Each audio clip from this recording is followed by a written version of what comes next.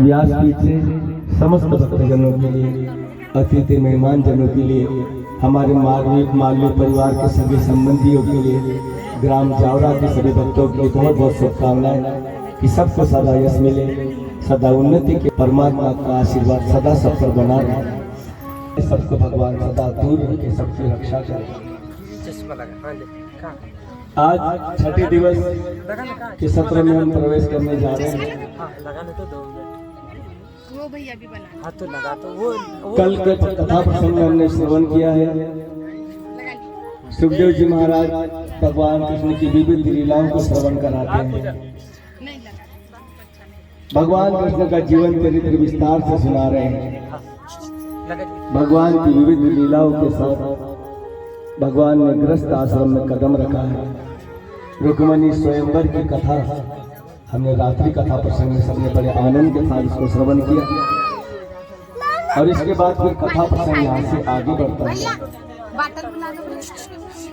भगवान ने आगे कई कार्य किए हैं। पांडव का यज्ञ पूर्ण कराया है, द्रौपदी की रक्षा की है। ये भगवान की पटरानी बनी है। एक बार भगवान अर्जुन के साथ इंद्रप्रस्थ जा रहे थे तो रास्ते में घने वन में एक तरुण स्त्री को तपस्या करते हुए देखा। इस निर्जन वन में अकेली स्त्री को तपस्या करते हुए देखा तो भगवान ने अर्जुन से कहा, अर्जुन ये कौन स्त्री है इस प्रकार निर्जन वन में अकेली बैठकर तप कर रही, क्या चाहती है, किस लिए तप करती है, जरा पता करो। तब अर्जुन कहने लगी, देवी आप इस निर्जन वन में अकेली सुनसान स्थान पर तप कर रहे हो, क्या चाहती हो, किस लिए तुम तपस्या कर रहे हो। तब वो सूर्य कन्या कालिंदी के भगवान कृष्ण से कहने लगे, प्रभु ये भी आपके नाम की माला जप रही है। तो भगवान ने सूर्य कन्या कालिंदी इसको भी स्वीकार किया। जामवंत जी की कन्या जामवंती, जामवंती जी यही त्रेतायुग के जामवंत। वहीं पर जामवंती जी की गुफा थी। जामवंती जी ने जब ये शोर शराबा सुना तो उठकर आए, देखा तो एक स्थान पर कृष्ण जी मरा पड़ा हुआ, आगे सिंह के पांव के निशान। कृष्ण जी सबसे कहता है कि कृष्ण ने मेरे भाई की हत्या करके उस मणि को अपने अधिकार में ले लिया। भगवान कृष्ण के कानों में जब ये आवाज गई, ये चर्चा की, नहीं ये कलंक तो नहीं लगना चाहिए, कलंक दूर होना चाहिए। सारे लोग यही चर्चा कर रहे हैं बहना। तब भगवान उस मणि को खोजने के लिए चले, कुछ लोगों को लेकर गए। द्वारकापुरी के कुछ लोग साथ में गए, भगवान के मणि की खोज में इधर उधर जंगल में भटक रहे हैं। एक घने वन में एक स्थान पर प्रसेनजित का शस्त्र, जामवंती जी ने जैसे देखा भगवान कृष्ण को एकदम से मारने के लिए दौड़ा। भगवान कृष्ण और जामवंती जी में बड़ा भारी युद्ध हुआ। बहुत समय तक युद्ध चला, 1 महीने तक युद्ध चला। 12 दिन तक सब नगर के लोगों ने रास्ता देखी, नहीं तो सब वापस हो गए। कृष्ण गुफा में गए, वापस नहीं आए।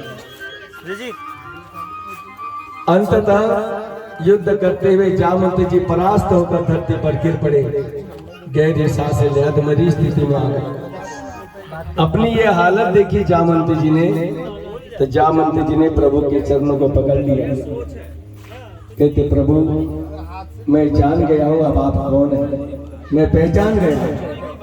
प्रभु और किसी व्यक्ति में वो सामर्थ्य नहीं है कि मेरी ये स्थिति कर सकते। हो न हो आप मेरे प्रभु राम है, मैं आपको पहचान गया। प्रभु मुझे राम रूप में दर्शन कराइए। तो भगवान कहने लगे, जामवंती जी हम तो सिर्फ इस मणि के कारण यहाँ तक आए हैं, जिसके कारण हमें चोरी का कलंक लगा है। अपने हाथ का स्पर्श किया तो जामवंती जी पूर्ण स्वस्थ हुए। जाने मत देना, कट। और जामवंती जी ने प्रभु के दर्शन किए, प्रभु की स्तुति वंदन किया, प्रणाम किया। कहते, प्रभु ये मणि नहीं, ये कन्या भी मैं आपको अर्पण करता हूँ। तो जामवंती ये भी भगवान की पटरानी बनी है।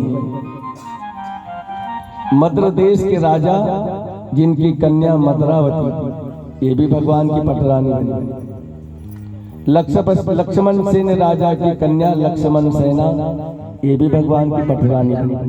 और 8वीं पटरानी भगवान की मित्रवृंद राजा की कन्या मित्रवृंदा, ये भी भगवान की पटरानी बनी। ऐसी 8 पटरानियां हुई हैं भगवान की। भौमासुर नाम का एक बड़ा भयंकर दुष्ट दैत्य था। ये जहां तहां जाता था, हत्याएं करता था, लूटपाट करता था, और जहां भी किसी कन्या को देखता था तो कन्या का हरण करके लाके अपने बंदी गृह में बंद कर देता था। जहां भी जाना लूटपाट करना, कन्याओं का हरण करके लाके अपने बंदी गृह में बंद कर देता। यही इसका काम था। भगवान कृष्ण ने जब भौमासुर दैत्य का वध किया तो इसके बंदी गृह में 16,100 कन्या इसके बंदी गृह में बंद थी। भगवान ने सारी कन्याओं को मुक्त किया। कहने लगे तुम सब अब तुम अपने अपने स्थान को जा सकते हो। तब कन्याएं भगवान से हाथ जोड़कर कहने लगी, प्रभु इस दैत्य के कारण हम अब कहीं नहीं जा सकते, हमको भला कौन स्वीकार करेगा? हम कोई विवाह का पत्नी स्वीकार करेगा, ना हमारे माता पिता स्वीकार करेंगे। हम तो कहीं भी नहीं रही प्रभु, अब आप ही अपने शरणों में हमको जगह दीजिए, आप ही अपने चरणों में स्थान दीजिए, आप ही हमको स्वीकार कर लीजिए। तभी 16,100 कन्या की विनती सुनी तो भगवान ने इन कन्याओं को भी स्वीकार किया। ऐसी 16,108 रानियां भगवान की हुई। बहुत बड़ा परिवार हुआ भगवान। इतना बड़ा परिवार है भगवान का, परंतु भगवान के घर में कोई कला नहीं, कोई देश नहीं, बड़ी शांति से कृष्ण धर्म का पालन हो रहा है। सब रानियों के अपने अलग अलग महल बनाए भगवान ने, सारी व्यवस्थाएं। कुछ समय पिता नाराज करते हैं कि भगवान का इतना बड़ा परिवार, 16,108 रानियां, फिर भी कोई झगड़ा नहीं, कोई कलह नहीं, कोई आवाज नहीं आई, इतनी शांति कैसे? नारद जी मन में सोचते कि मैं भगवान के घर में झगड़ा लगाऊंगा, मैं किसी रानी के कान भर दूंगा, झगड़ा लगा दूंगा। ये सोचकर नारद जी चले।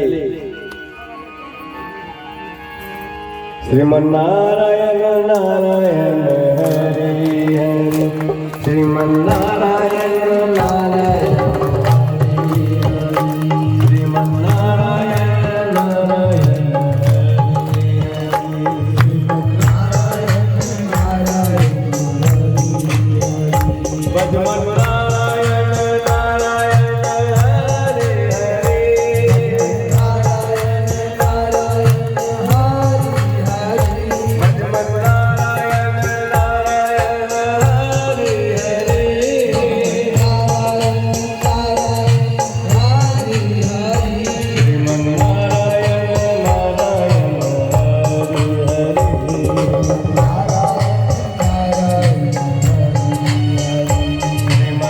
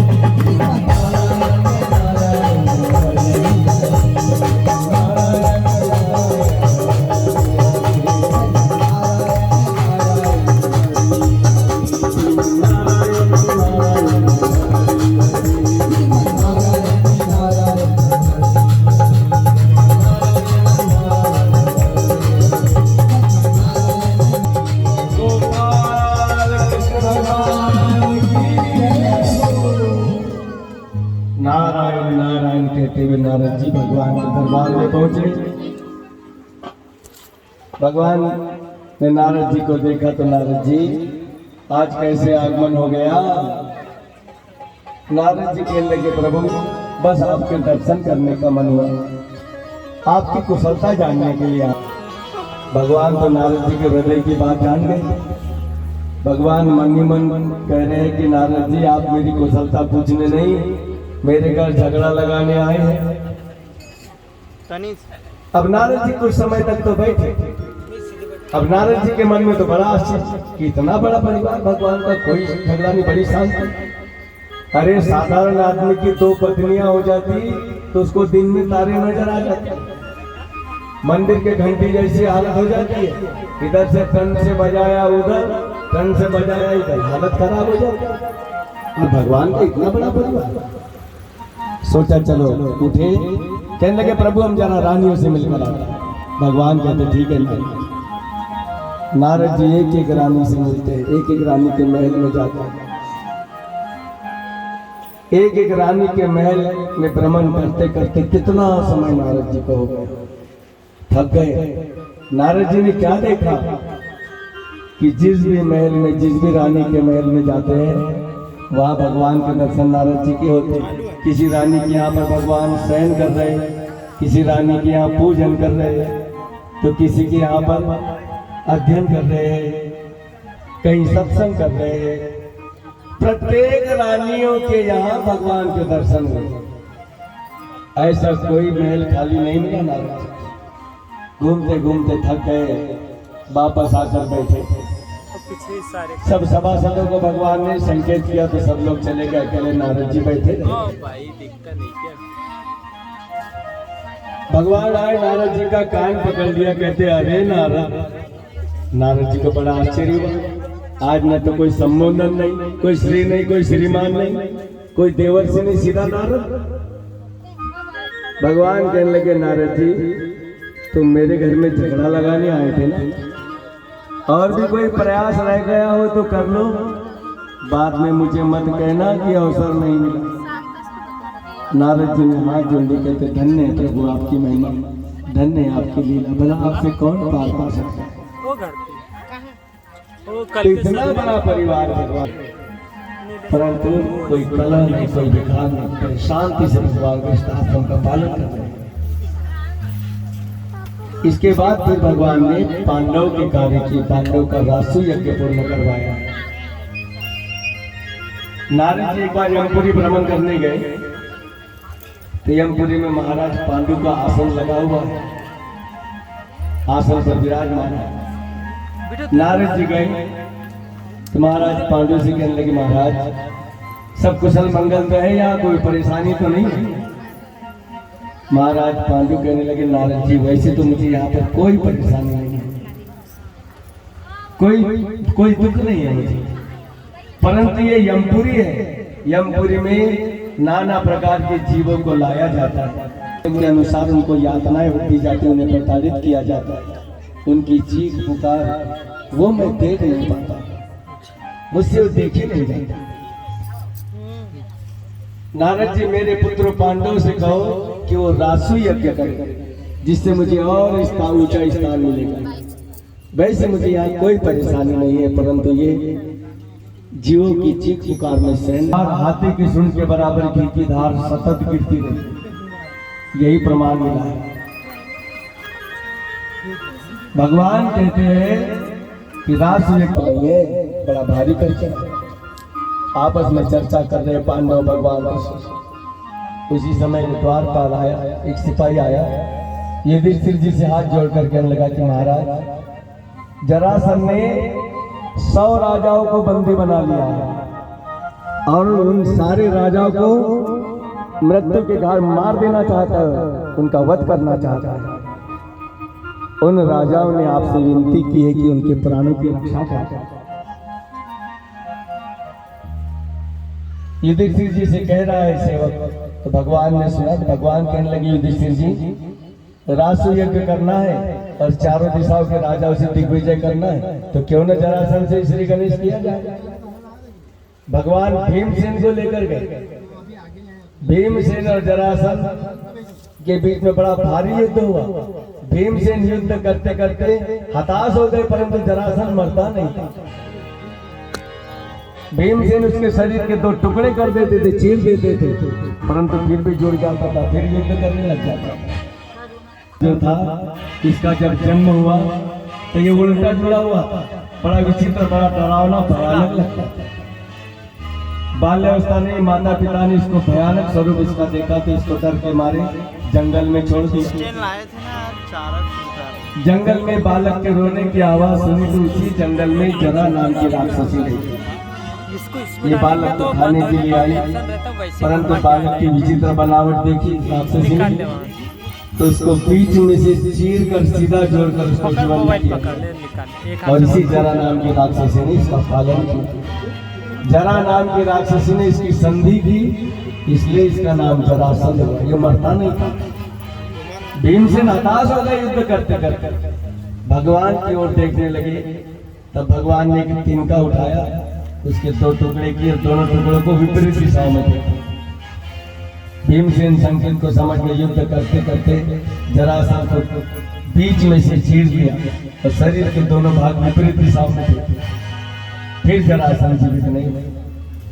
जरासंध का पराभव किया। इसके बाद तो चारों दिशाओं के राजाओं से दिग्विजय करके अथाह धनराशि एकत्रित की। यज्ञ की तैयारियां होने लगी। भगवान ने सबको बराबर कार्यभार दिए थे। युधिष्ठिर जी से कहा कि तुम्हें यज्ञ कुंड में आहुति डालनी। अर्जुन से कहा कि यज्ञ में किसी प्रकार का विघ्न नहीं आना चाहिए। यज्ञ की रक्षा करने का दायित्व तुम्हारे होता, तुम्हें यज्ञ की रक्षा करना। नकुल सहदेव को कार्य दिया कि जो भी अतिथि मेहमानगण आएंगे उनका स्वागत सत्कार, उनकी सारी व्यवस्था तुमको देखना। भीमसेन को कार्य दिया। रोज कहते, कितनी बार कहते हैं, कितनी स्त्रियां मिलकर महाराज जी को पुराने कंडे मार मार के फेंकते। इनको किसी को नहीं समझी कथा। मैं 3 साल पुराने कंडे लाई हूँ टोकरी में, अब आप बताते जाओ, वहां मैं मार मार के फेंक। महाराज जी कहने लगे, भगवान साथ कथा की पर कंडे में। तो किसी बात को सुन लेना और उसका अपने मन से अर्थ लगाने में अर्थ का अनर्थ हो जाए। भगवान कहते भीमसेन को पंडितों की सेवा करने का कार्य दिया, तो देखो ना कैसी सेवा करता है। भगवान ने भीमसेन को बुलाया, भीमसेन इधर आओ। भीमसेन आए, कहते क्या प्रभु? कहने लगे, दंड माता बनाता द्वार की आवाज लगाई, महाराज महाराज। अब भीतर से ऋषि बाहर निकले। ऋषि को देखा तो भीमसेन पूरा मुंह बनाने लगा। ऋषि कैसे थे?